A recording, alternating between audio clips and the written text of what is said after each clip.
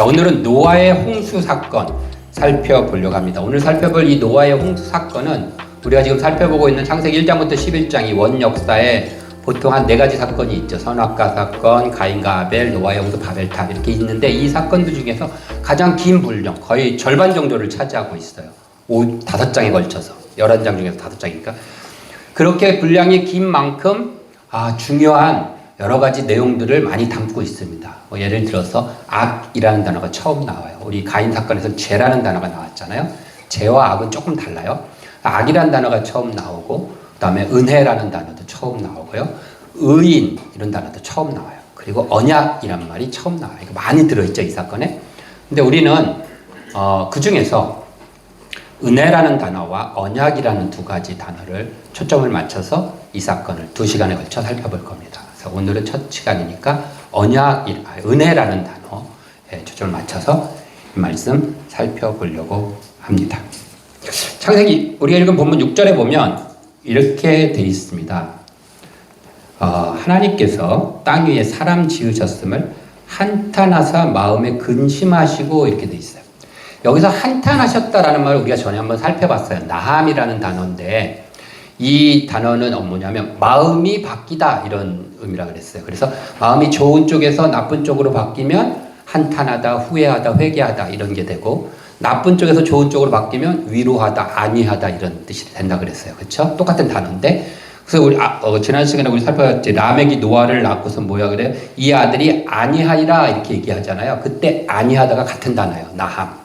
근데 그 단어를 여기서는 좀 한탄이라고 썼으니까 하나님의 마음이 안 좋은 쪽으로 좀 바뀌신 거를 표현하고 있는 거예요. 하나님이 천지를 창조하시고 보시기에 좋았더라 했던 그 좋은 마음이 그렇지 않은 쪽으로 지금 바뀌셨다라는 거예요. 그런데 그 뒤에 설명은 더 있죠. 뭐라고 해요? 마음에 근심하시고. 그래서 우리가 이거 얼핏 읽으면 하나님 마음이 안 좋아가지고 막 근심 걱정하셨나 보다 이게 아니라 직역하면 이런 거예요. 심장이 고통스러웠다라는 얘기예요. 그러니까 심장이 찢어지는 고통을 느끼시는 거예요. 지금 하나님께서. 왜? 뭐 때문에 하나님이 이렇게 세상을 보시면서 심장이 찢어지는 고통을 느끼셨을까라는 것에 대한 설명이 1절부터 4절에 기록되어져 있습니다. 읽진 않았지만 1절을 보면 이렇게 시작해요. 사람이 땅 위에 번성하기 시작할 때에 이렇게 얘기해요. 그러니까 지금 하나님이 그렇게 가슴이 찢어지는 이 고통을 느끼시는 그 사건이 원인이 뭐냐면 번성하는 것과 관계되어 있다는 거예요. 우리가 창세기 전체가 뭐라고 해요? 생육하고 번성하고 땅에 충만하라 이걸 끌고 가시는데 생육하고 번성하는 이 일과 관계되는데 여기서 뭔가 문제가 생긴 거예요.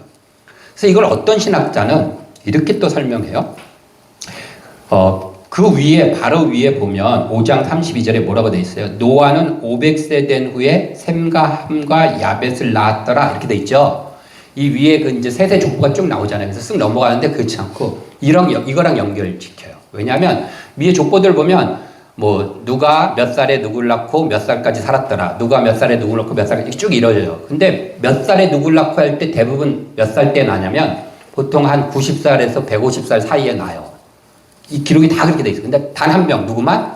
노아의 기록만 다른 거예요. 노아는 몇 살에 누굴 낳았더라 아니요. 500세 된 후에 셈과 함과 야벳을 낳았더라 이렇게 기록되고 있어요. 뭔가 다르죠. 딴 사람들은 190에서 150세 어간에 낳는 노아만 500세 되니까 노아는 생육하고 번성하는 일에 있어서 멈추고 있었던 거예요. 왜요? 이 일에 대한 문제가 지금 발생한 거라는 것을 이렇게 설명하는 신학들도 있어요. 굉장히 나름 제 보기에는 타당성이 있다고 생각해요. 그래서 근데 그 노아가 나중에 보면 노아는 완전한 자다 이렇게 얘기하잖아요. 이게 온전하다라는 뜻인데 이것도 그냥 뭐 심성이 좋고 올바르다라는 심성 쪽뿐만 아니라 이런 혈통적으로도 자기가 지켜냈다라는 의미를 담고 있다라고 얘기합니다. 어쨌든 그거랑 관계된 어떤 문제가 벌어졌는데 그게 뭔가 2절부터 보니까 하나님의 아들들이 사람의 딸들의 아름다움을 보고 자기들이 좋아하는 모든 여자를 아내로 삼는지라. 하나님의 아들들이 사람의 딸들을 보고서 아름다움을 보고서 자기들이 아내를 삼았어요. 그랬더니 그 사이에서 뭐가 태어나냐면 네피림이라는 족속이 태어났는데 이 네피림은 거인 족속들이에요. 그리고 그들은 당대 영웅이었고 명망 있는 자였더라 이렇게 돼 있어요.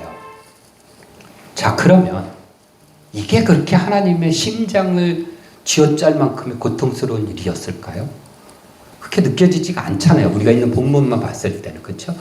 그래서 사람들이 그 이유를 찾으려고 하나님의 아들들이 누구냐 여기 관심을 가졌어요. 근데 이거에 대해서는 답이 없어요. 의견은 많은데. 우리도 이거 지금 얘기 안 해요. 이 얘기는 이제 이따 나눔 시간에 잠깐 좀 뭐 필요하면 살펴보도록 하겠습니다.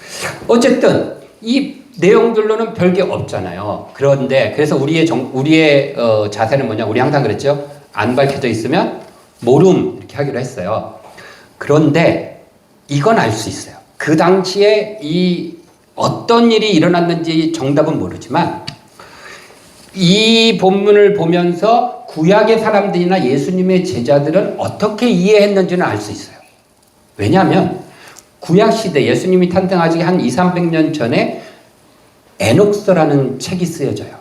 외경이라고 얘기하는. 근데 그 책에 이 부분에 대해서 기록이 돼 있어요.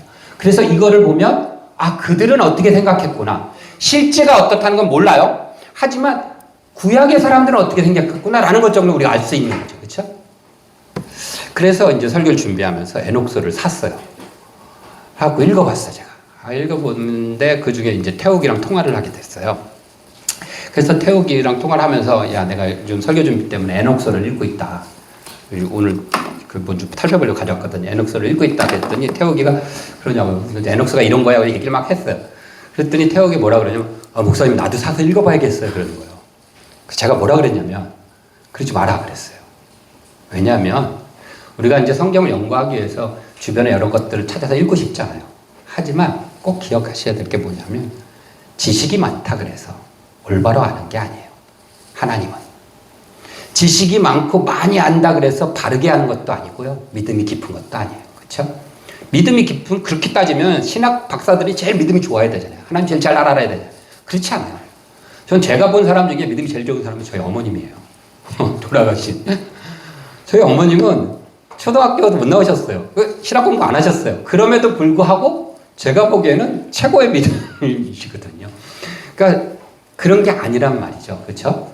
그래서 그런 거 안 볼 필요 없다 이렇게 얘기했어요. 근데 이제 최근에 들어서 특별히 이제 성경 연구하면서 반전사님 저한테 가끔 그 고대 근동 문화에 대한 유튜브 링크를 보내세요. 제가 이제 그거를 이렇게 보면 그래 이런 일이 있었구나 유익하기도 하고 뭐 끄떡거려지는 부분들도 많이 있어요. 그런데 제가 그걸 보다가 볼 때마다 어이가 없는 게 뭐냐면 거기 나와서 얘기하는 사람은 고대 근동 문화의 전문가들이잖아요. 고대 근동 메소포타미아 문명이라든지 이집트 문명이라든지 이런 거 잘 알 거예요. 제가 왜 이 얘기를 하냐면 지금 성경에 나와 있는 우리가 노아의 홍수 사건이나 다음 우리 언제가 뒤에 살펴볼 바벨탑 사건, 창조 사건, 모세의 이야기 이런 게 전부 다 그런 설화들은 다 있어요. 성경보다 먼저 쓰여진. 모세의 사건을 보면 이렇게 모세를 바구니에 넣고 역청을 바르고 배에 띄어보냈잖아요. 근데 그 메소포타미아 문명이 똑같아요. 모세는 아니에요. 아이를 놓고 역청을 바르고 뭐 이렇게 바구니에 넣고 이게 똑같은 게 많아요. 근데 웃긴 거는 그쪽하고 아무 상관없는 이 똑같은 내용이 어디에도 있냐면요. 일본의 신화 속에도 있어요. 일본의 신화 속에도 바구니에다가 애를 담아서 보낼 이게 있어요. 그러니까 전혀 상관없는 동네에서도 있긴 있어요. 근데 아무튼 그렇게 문화를 연구하는 것에 대해서는 인정, 그들이 한 연구는. 근데 이 사람들이 그걸 안다 그래서 자기가 마치 성경을 잘 아는 사람인 것처럼 판단하고 결정을 해요. 그래서 이거 영향받아서 성경이 이렇게 썼고 이래서 썼어 라고 얘기를 하는 거예요. 그게 저는 어이가 없어요. 너네들이 알고 있는 건 성경을 모르잖아. 그 사람들 얘기 들어보면 성경을 대충 알아요. 하나님이 어떤 분이고 성경이 왜 쓰여졌고 무슨 의도인지에 대해서는 우리보다도 몰라요. 그냥 대충 아는 정도예요. 그런데 자기들이 연구한 분야랑 비슷하더라도 그걸 갖고 성경을 판단하고 이거야 라고 결정하는 게 어이가 없는 거예요. 저는 보면서. 작년에 2025년 6월 달에 굉장히 놀라운 발표가 하나 있었어요. 찾아왔는데 2025년 6월 달에 네덜란드에 있는 흐로닝원 대학교라는 곳의 연구팀에서 학술지 플러스1에 발표한 발표가 있어요. 그게 뭐냐면 AI를 하나 만들었는데 에녹이라는 AI를 만들었어요. 이게 뭐 하는 AI냐면은 사해 문서의 비밀을 풀기 위해서 만들어진 AI예요. 고대 문서를 푸는 거예요. 그래서 그 문서가 작성된 연도를 측정해내는 AI를 만든 거예요. 그래가지고 그 작동을 어떻게 하냐면 보통 이제 우리가 고대 문서, 우리 성경의 문서가 몇 년도에 언제쯤 만들어졌어요. 이걸 할 때 두 가지 방법으로 지금까지 사용해 오는데 하나는 우리가 많이 알고 있는 탄소 동위원소법이 있어요. 그냥 듣기만 하세요. 또 하나의 방법은 뭐냐면 고문자학. 그러니까 이 문체라든지 이 문자를 보면서 이게 언제쯤 문체다 이런 걸 하는 거예요. 이 두 가지가 정통적인 방법이에요. 그 따로따로 있었어요. 서로 그걸 비교하고 이랬었어요. 그런데 이 AI, 에녹이라는 AI에다 뭘 했냐면 이 두 개를 다 집어넣었어. 그래서 합쳤어. 그 두 개를 통합해서 연대 측정을 해. 그러니까 정확하겠죠. 훨씬 더 정확해요. 오차가 없이. 그걸 집어넣었어요. 그래가지고선 측정을 했더니 어떤 결과가 나왔냐면 지금까지 우리가 발견했던 그 고대 문서들이 우리가 알고 있는 것보다 최소한 100년에서 200년은 더 먼저 쓰여졌다는 게 밝혀졌어요. 그러면서 이 AI 에녹이 밝혀낸 것 중에 가장 큰 게 뭐냐면 다니엘서예요. 다니엘서는 지금까지 우리는 그렇게 안 믿지만 일반적인 신학계에서는 다니엘서가 다니엘이 살던 시대에 쓰여진 게 아니라 그거보다 더 이후에 한 100년 정도 후에 포로기로 돌아온 사람들이 그 포로기 시대 사람들한테 신앙적인 거를 주기 위해서 다니엘의 이야기를 가져와 썼다 이렇게 한 거예요. 그래서 다니엘서의 예언들 있잖아요. 이 예언들은 예언이 아니라 예언이 다 이루어진 다음에 그걸 보고서 예언인 것처럼 썼다라는 주장을 했었어요. 왜냐하면 지금까지 발견된 다니엘서가 그때쯤이었거든요. 다니엘보다 한 200년, 200년. 근데 이걸 이 AI 에녹에서 집어넣었더니 뭐라고 결론이 나냐면 다니엘이 살았던 당시에 작성된 것이 확실하다라고 다니엘서의 저작 연대가 최초로 과학적으로 증명됐어요. 그래서 학계에 발표가 된 거예요. 그래서 처음으로 과학적 증명이 됐어요.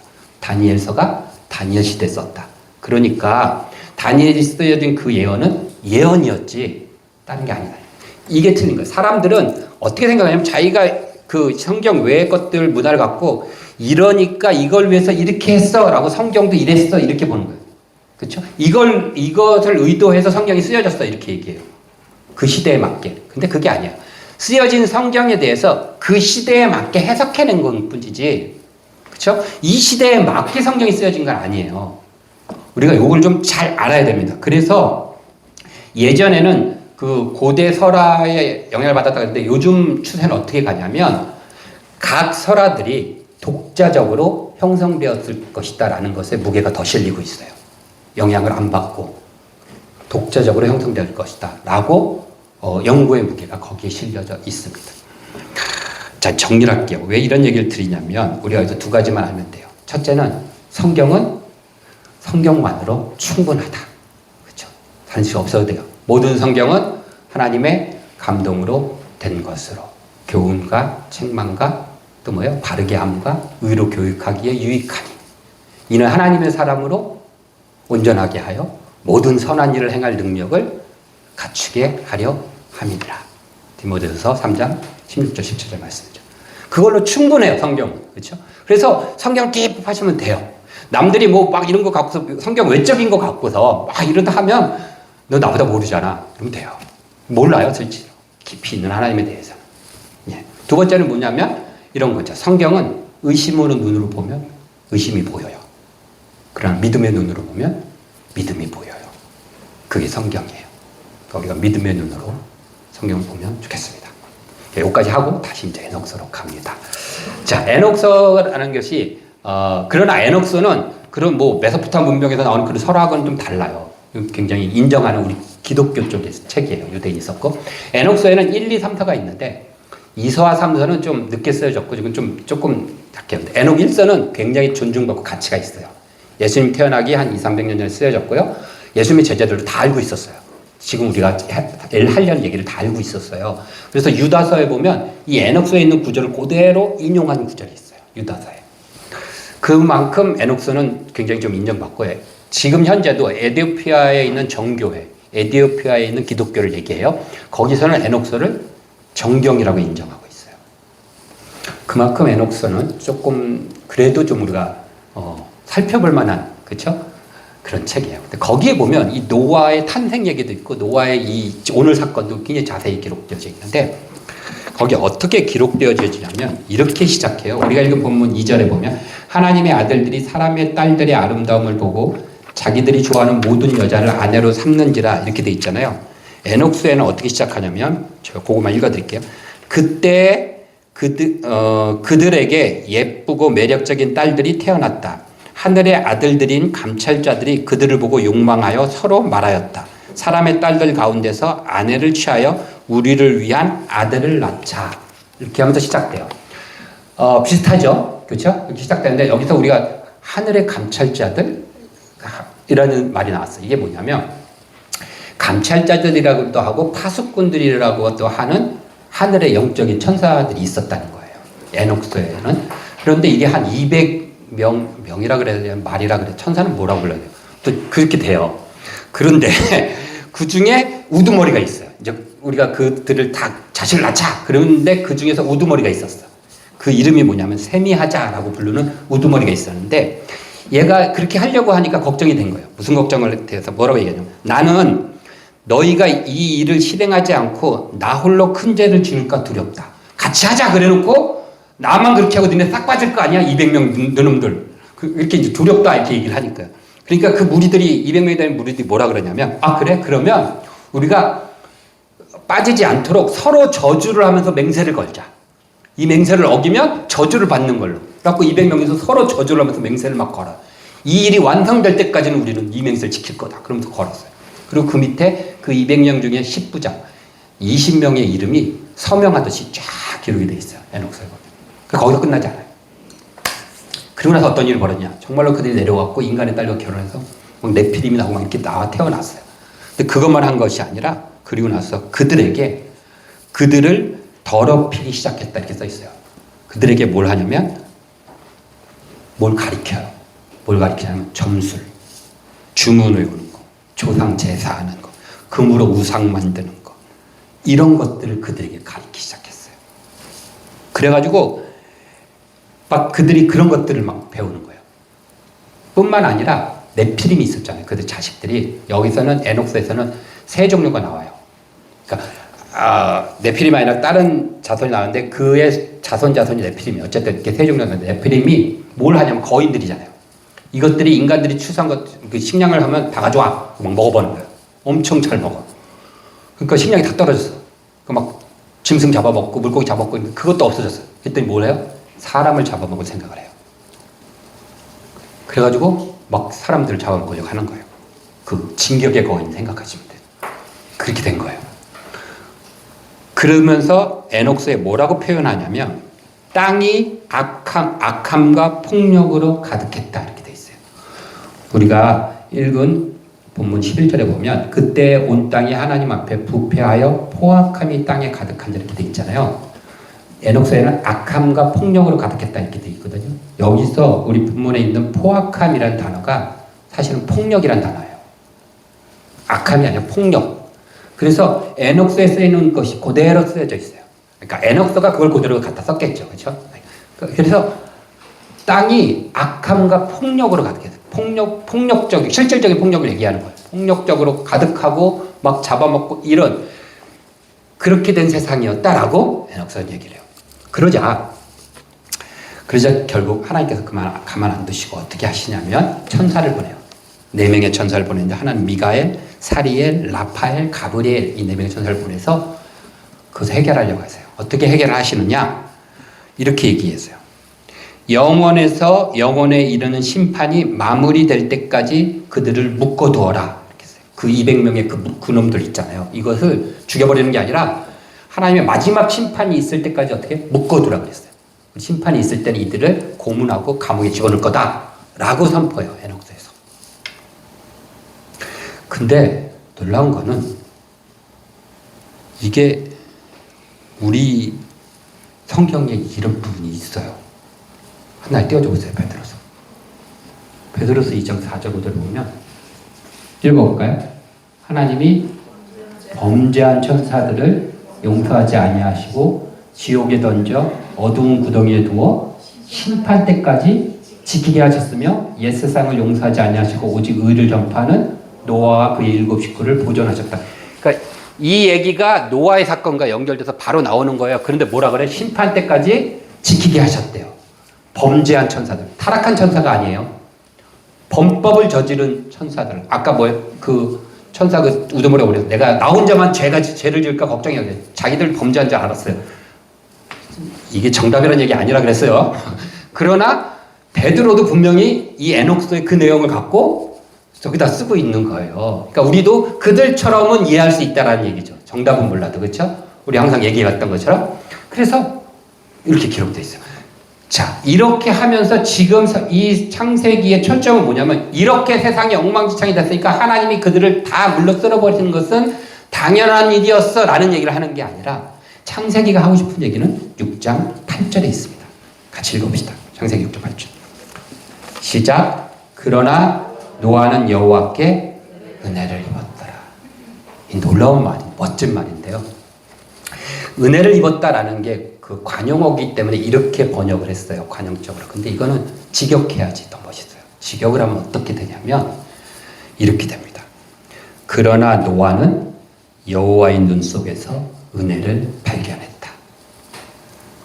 노아는 여호와의 눈 속에서 은혜를 발견했다. 이게 직역이에요. 여호와께라는 것에 눈이란 단어가 있어요. 그러니까 생각해 보세요. 하나님께서 가슴이 터지도록 이 악독한 것을 보면서 정말로 속이 쓰리시면서도 그 하나님의 눈 속에 뭐가 있었어요? 은혜를 담고 계셨어요. 하나님. 그리고 노아는 이런 빌어먹을 것 같은 이런 세상에 엉망진창인 이 세상을 바라보면서도 그것을 향하여 진노하시는 그 하나님의 눈 속에 있는 그 은혜를 발견한 사람이에요. 멋지잖아요. 그렇죠? 그 속에서도 은혜를 담으시는 하나님과 그 하나님의 그 눈 속에서 그 은혜를 발견한 노아. 둘 다 너무 멋있는 것 같아요.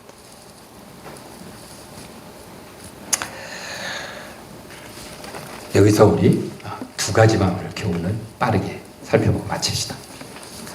첫째는 뭐냐면요. 은혜를 발견하자라는 거예요. 우리는 보통 은혜라는 것은 하나님께서 값없이 주어지는 걸 받는 거잖아요. 그렇죠? 맞아요. 그런데 오늘 이 본문에 보니까 발견하다라고 되어 있잖아요.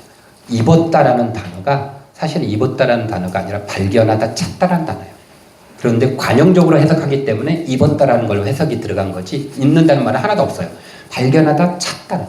이게 그냥 뭐 찾고 그냥 발견되어지고 우연히 발견되고 이게 아니라 아브라함이 이제 소돔과 고모라 멸망한다고 천사가 하니까 뭐라 그래요? 좀 살려라 그랬더니 천사가 뭐라 그래요? 하나님 뭐라 그러세요?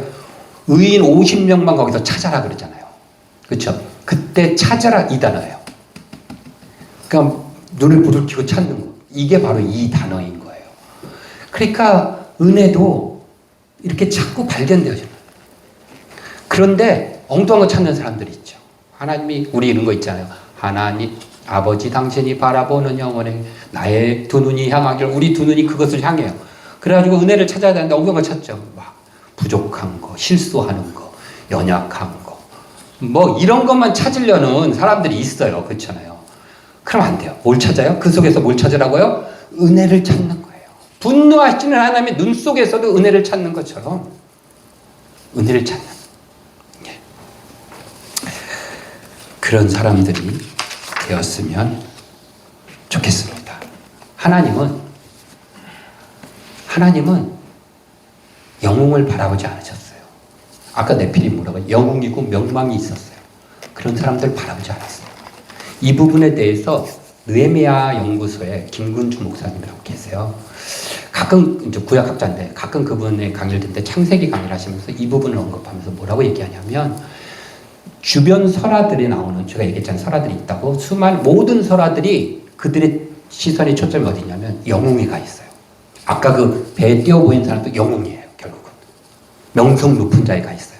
그런데 성경만 유독 영웅이 아니라 의인을 바라보고 있다. 그러면서 그것이 성경이 사람이 쓰지 않고 하나님의 책이라는 증거가 아닐까 생각한다 라고 얘기하더라고요. 100% 동의해요. 하나님은 영웅이나 명방 있는 사람을 보지 않고 의인을 바라봤어요. 그 의인은 누구예요? 그런 속에서도 하나님의 눈 속에 은혜를 발견하는 사람을 하나님 바라보신다라는 거예요. 두 번째로 하나만 더 살펴봅시다. 두 번째는 뭐냐면 그 은혜를 우리 눈에 담자는 거예요.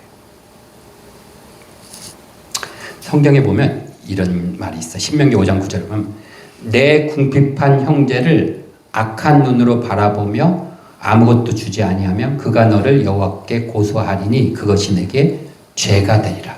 눈에다 악을 담으면 그게 너에게 죄가 된다는 거예요. 잠언에는 이런 말도 있어요.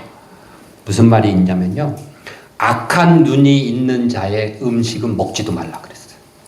어떤 사람이 눈에 악을 담고 있는 사람, 그 사람 주는 음식은 먹지도 말래요. 사무엘 상 18장에 보면 사울이 다윗을 찬양하는 소리가 점점 커지잖아요. 그러니까 그걸 듣고서 다윗을 시기해서 주목했다라고 돼 있어요. 여기서 이 주목했다라는 게 눈을 부릅뜨고 악한 눈으로 바라보다라는 거예요. 사울이. 잠언 28장 22절 말씀 볼까요? 읽어봅시다. 시작.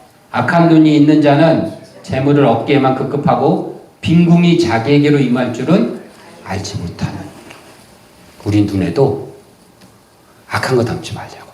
시기, 질투, 미움, 경멸함, 비열함 이런 거 있잖아요. 눈에다가 가볍게 여기고. 지난주에 저희 다운이가 기분이 안 좋았던 것 같아요. 그래가지고 오면 저하고 인사하잖아요. 근데 눈은 반가움을 안 담고 막 이렇게 불평불만이 눈에 가득 담겨 있었어요. 근데 오늘은 오니까 막 누워서 있긴 했는데 그래도 눈에 막 반가움이 막 담겨 있었어요. 다이어리도 막 웃어지고 그래가지고 반가움이 담겨. 너무 좋아요. 눈에 그걸 담는 거예요. 그런 거. 이상한 거 담지 마요. 그쵸? 그래서 반대로 잠언 22장 9절에 보면 선한 눈을 가진 자는 복을 받으리니 이렇게 되어 있어요. 그래서 우리의 눈에 그렇죠? 하나님의 그 은혜를 우리의 눈에 담는 거예요. 그래서 세상이 우리의 눈을 보면서 그 속에 있는 하나님의 은혜를 발견하는 거예요. 그렇게 하게 만드는 거. 저는 이게 의라고 생각하거든요. 아까 우리가 살펴봤죠. 다정함에 대한 얘기를 우리가 처음 했어요. 마무리 짓게요. 다정함이란 정이 많아서 친절한 것을 다정함이다라고 얘기한다면 하나님의 은혜를 눈에 담고 친절한 것을 의로움이라고 얘기하는 거예요. 그래서 노아가 의로운 자인 거예요. 8절 바로 밑에 나오는 구절이 뭐예요? 이것이 노아의 족보라. 노아는 의인이요. 이렇게 나오는 거예요. 그래서 저와 여러분들은 우리 마음속에 우리 눈 속에 하나님의 이 은혜를 담고 살아가는 우리 모두가 되었으면 좋겠습니다.